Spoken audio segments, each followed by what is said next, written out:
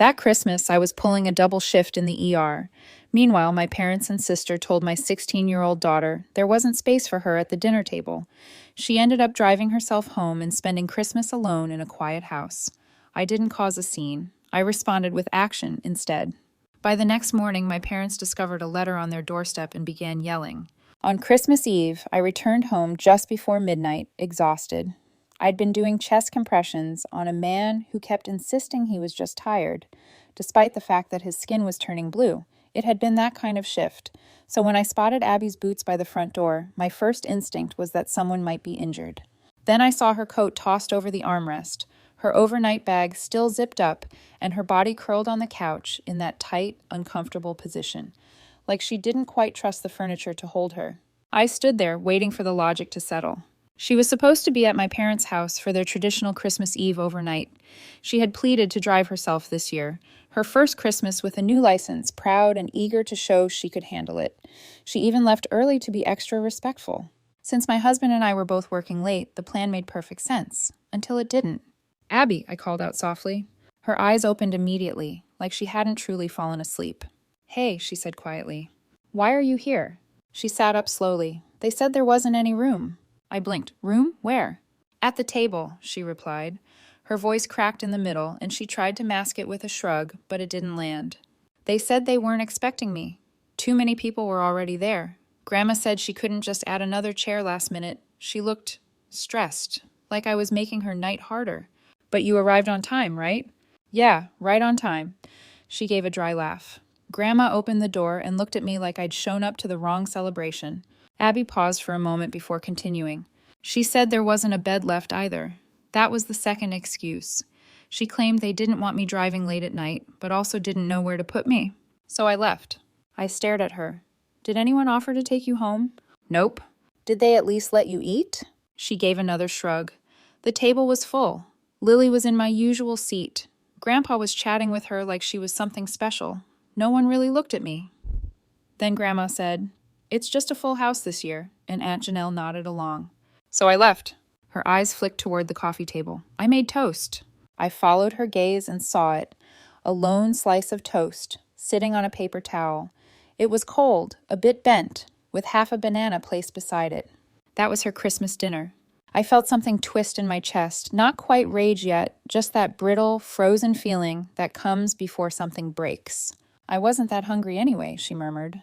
"Not really." That's when her eyes started to fill. He fought it. "God," she tried. Looked up, blinked hard, bit her lip like she could chew her way out of the emotion they made. "It seemed like I'd imposed," she whispered. "Like showing up after it was planned, was rude," and then she cried, quiet and slow, like a faucet. "You can't quite turn off. I was going to bring a pie," she added. But I thought they'd have enough food already. I sat next to her, put my arm around her shoulders. She leaned in without hesitation, like she'd been holding herself up, out of spite after a while. She wiped her nose on her sleeve. "I know they don't like you," she said, but I thought she cut herself off. "You thought you were just the kid, not part of it," she nodded. "They didn't even say it meanly," she added, just like it was a practical problem. Like I was a folding chair they didn't have space for. I didn't go to bed right away. I sat in the kitchen looking at her bag, still zipped. She packed it so carefully, picked out the sweater my mom said she liked, brought. A little tin of cookies she made herself. I opened the fridge. There was nothing special in there. We hadn't planned a backup Christmas. Why would we? We trusted them. That's the part one couldn't get over. Not the cold cheese toast or the lack of food. Not even that she drove home alone in the dark. It's that they looked her in the eyes. This sweet, awkward, brave girl who showed up on time with cookies and a smile and told her with 28 people inside, "There's no room for you." They didn't mean no space. They meant not you. The following morning, my husband came home while Abby was still asleep. I explained what had happened. He stood silently for a long moment before finally asking, "So what do we do now?" I didn't answer. Not right then. But deep down I already knew. There's a difference between turning the other cheek and turning away a 16-year-old who only wanted to feel included. They chose the latter. I didn't create a scene. I responded with action. That next morning, my parents discovered a letter waiting at their doorstep, and the shouting began. I can't quite recall the first time someone called me the weird one. Probably happened before I even understood what the word meant. When I was 6, I found a dead bird and asked if I could dissect it, not because I was trying to be creepy, but because I genuinely wanted to see how it worked.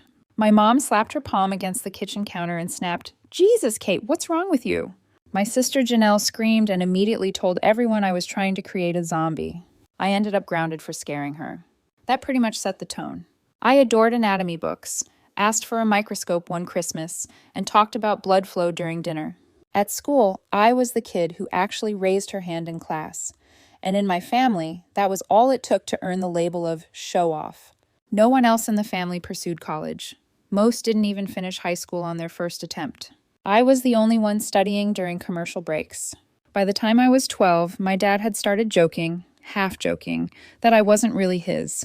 "To be mine," he'd say, "you'd have to like beer and hate books," then let out a chuckle. Once I overheard him arguing with my mom late at night. They thought I was asleep. He asked if she'd ever cheated on him, said he always had doubts because I didn't resemble anyone else in the family. That night, I hardly slept. I never brought it up. Still haven't. By the time we reached high school, Janelle had fully embraced her role as the golden child. She was loud, charming, and average in her grades, but a master at spinning every setback into a story people loved hearing. She could cry on cue and made a point of telling everyone she looked out for her poor, awkward sister who just didn't get jokes. She used to call me Dr. Freak in front of anyone who'd listen. When I actually became a doctor, she started calling me Dr. Moneybags. So, some progress, I guess. When I landed the full-ride scholarship, my parents barely reacted. No cheering, no embrace. My mom just asked who I thought I'd end up marrying, since guys apparently don't like women who outshine them. I told her maybe I'd marry myself. She didn't laugh. They never gave me a dime. I waited tables all through med school, took the graveyard shifts no one wanted, came home with blistered feet and burnout etched deep into my bones. But to my family, I was living the dream. They never once came to visit. Years later, after finishing my second residency, I finally secured my first stable job, the one that made me feel, for the first time, like I wasn't just trying to keep from drowning. My husband and I met during an overnight shift. Very romantic. If you find shared exhaustion romantic, and eventually moved to a place where we could afford more than instant noodles. And that's when the call started. "Can you help with the electric bill?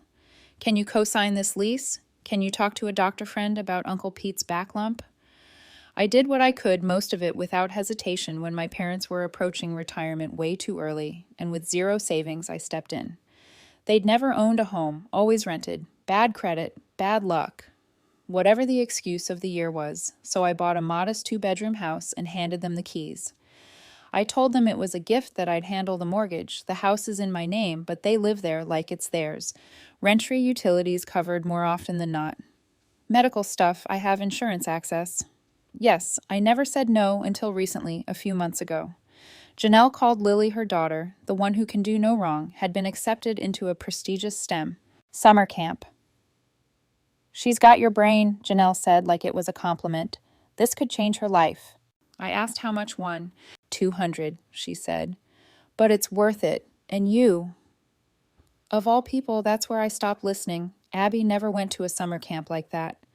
Not because she couldn't, she just never asked. She's practical, thoughtful. She wouldn't dream of demanding that kind of money from me. Even though she could have, I told Janelle no. Politely but firmly, I said I was already covering our parents' mortgage, medical bills, and emergencies, that maybe she could apply for financial aid or a payment plan. Her tone turned fast. "Wow, must be nice to have everything and still be so stingy. She's your niece. You're just jealous because Lily's actually going places." That last one was funny, or would have been, if I hadn't heard my mom mutter something similar. A week later, when she thought I was out of earshot, apparently I was holding Lily back, just like I always held Janelle back, by being the smart one who made everyone else look bad, by existing. I didn't fight it, didn't explain, didn't justify. I just said no, and I meant it that. It was 3 weeks before Christmas. Abby was excited to go to Christmas dinner.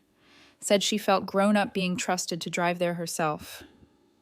She packed an overnight bag and even wrapped little presents for the younger cousins. I told her I'd see her in the morning and reminded her to text when she arrived. She did. Everything seemed fine. Hours later, I stepped through our front door and discovered Fine had apparently been canceled. Abby looked up from the couch with a wobbly smile that said, Please pretend this isn't a disaster. She told me in the smallest voice that Grandma had murmured, no space at the table or anywhere else, even though she counted 28 chairs in use. A math problem with only one variable, her. I listened. I let her explanation thud around the room like a dropped suitcase. Then I wrapped my arms around her and let the quiet do the talking. She fell asleep, still wearing the sweater she'd picked out to impress them when the house finally settled.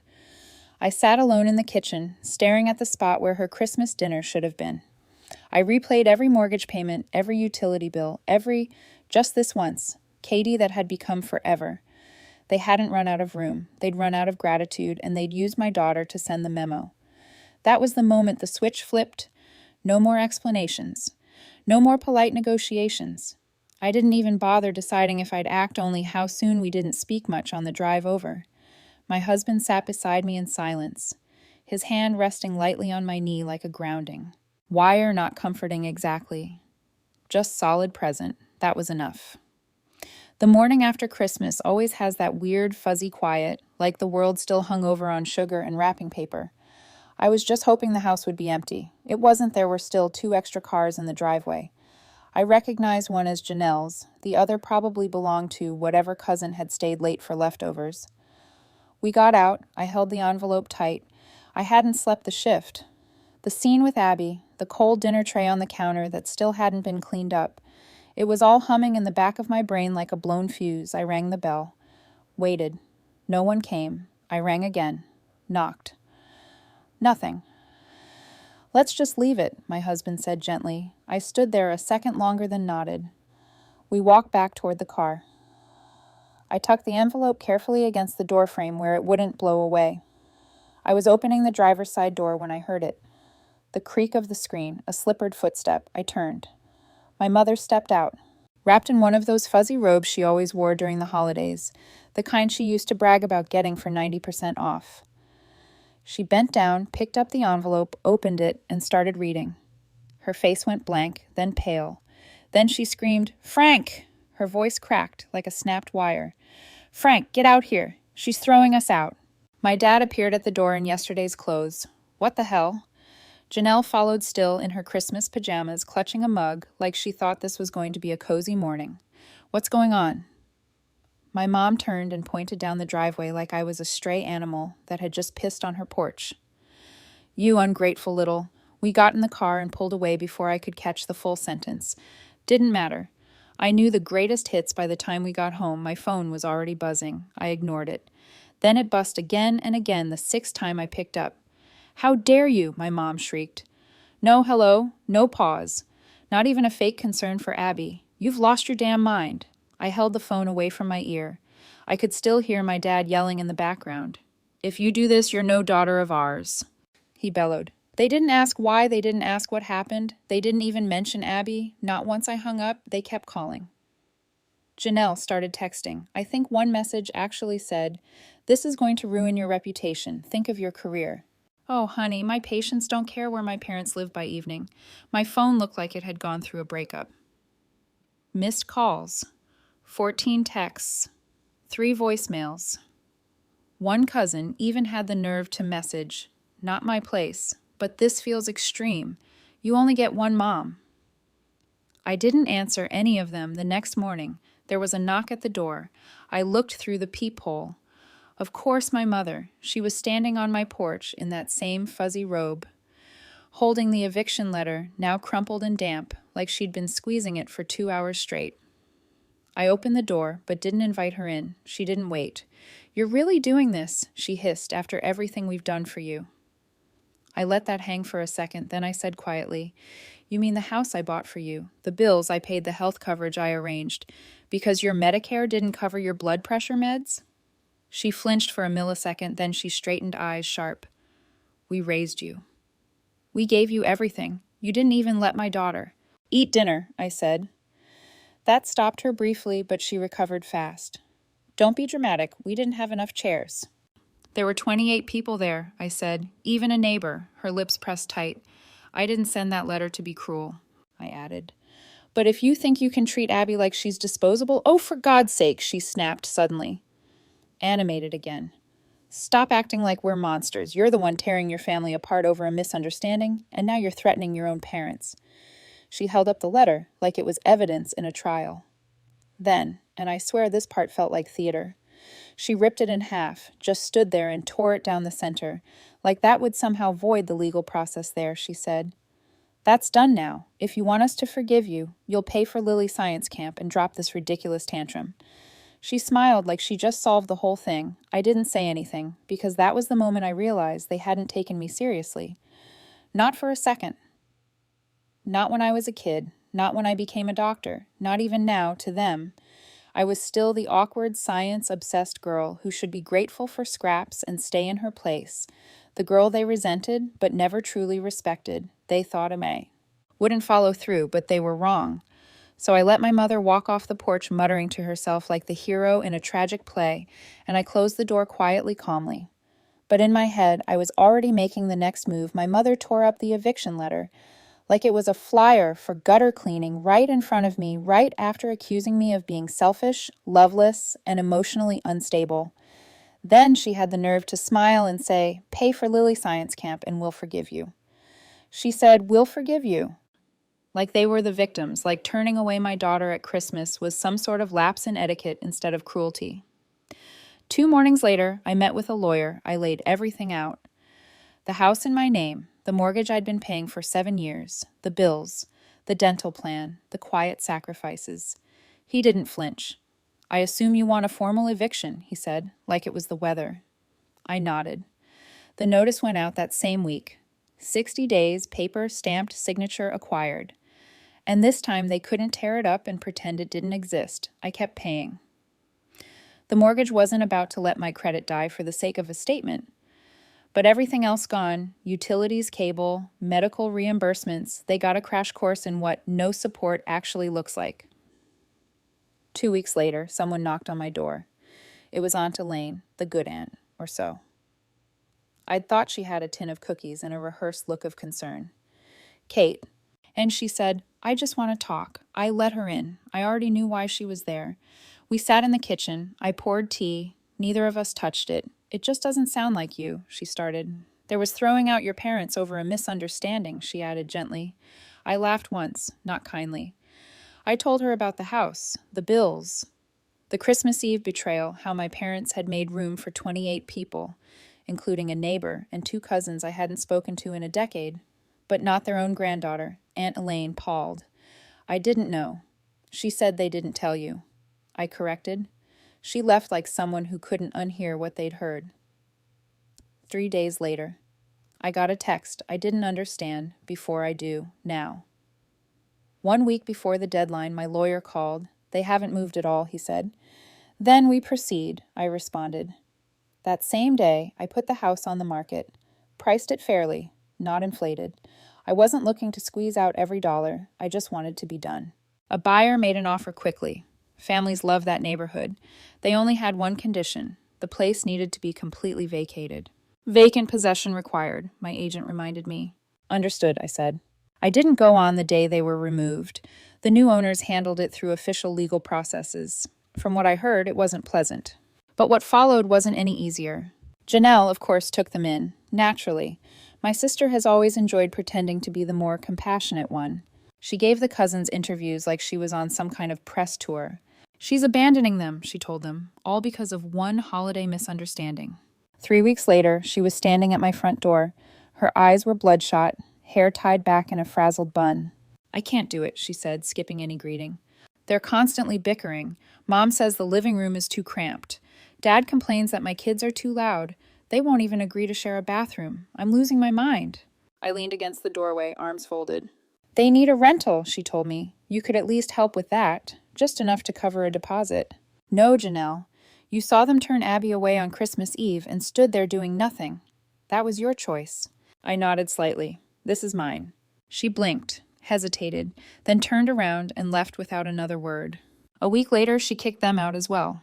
They ended up in a rental nobody would brag about. 2 small rooms, 1 space heater, and a crooked front step that leaned like a shrug. Their pensions barely covered the basics, just rent and groceries. The vacations were gone. The dinner parties, over. The anniversary cruise they'd been planning, forgotten. They started reaching out to the extended family, trying to gain sympathy.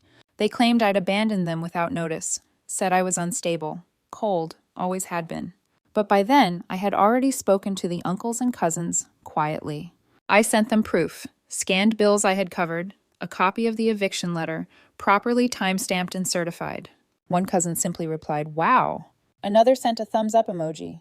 No one was rushing to rescue them, and I wasn't either. 2 months later, Abby and I were sitting on the porch, sipping iced tea. No plans, no pretending, just a peaceful afternoon. She said, I don't miss them. Neither did I. My phone buzzed. Unknown number. I opened the message without thinking. "Hope you're proud of what you've done." I deleted it instantly. No hesitation, no reaction. "They'll probably text again," Abby said offhandedly. "They always do," I replied, "but they're not my problem anymore." And they weren't. They once said there wasn't room for Abby at their table. Now there's no room in our lives for cruelty, control, or manipulation. Fast forward 2 years. They're still living in that crumbling rental, still pointing fingers at everyone but themselves. Abby? She's thriving, studying what she loves. The money from the house sale went beyond just covering tuition. It gave her peace, and gave me a piece of closure. I don't return their calls. I don't send support. I don't lose sleep. I protected my daughter. I chose her at long last. But tell me, did I go too far or just far enough? Let me know in the comments. And if you want more stories like this, don't forget to subscribe and hit the bell.